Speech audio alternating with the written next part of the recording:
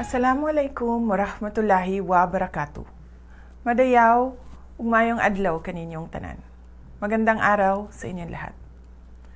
Binabati ko ang Siklablaya Class of 2025 ng Philippine Military Academy sa inyong pagtatapos.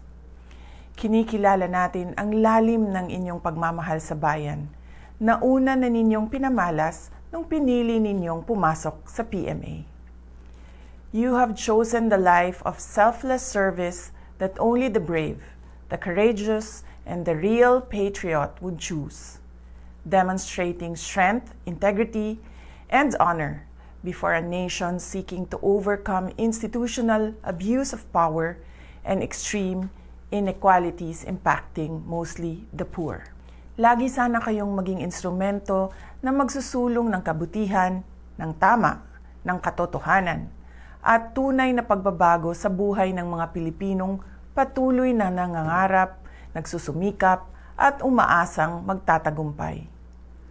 Huwag sana kayong maging kasangkapan ng pagmamalabis, pagtatraidor, at pagpapahirap ng mga nasa kapangyarihan sa mga kapwa Pilipino na katulad ninyo ay matapang na naninindigan para sa kabutihan, sa tama, sa katotohanan, at sa tagumpay ng mga Pilipino.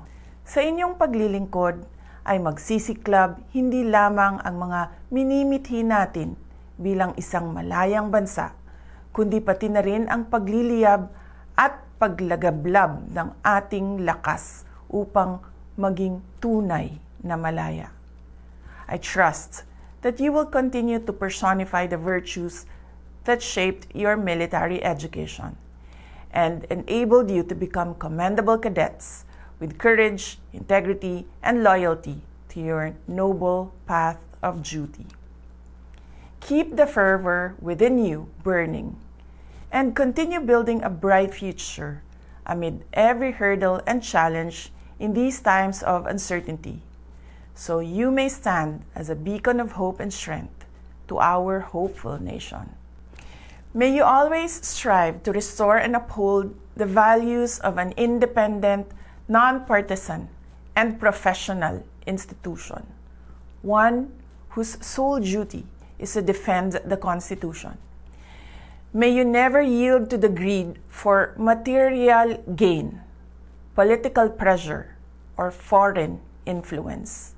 May you always stand unbowed. Congratulations, Siklablaya Class of 2025. Shukran.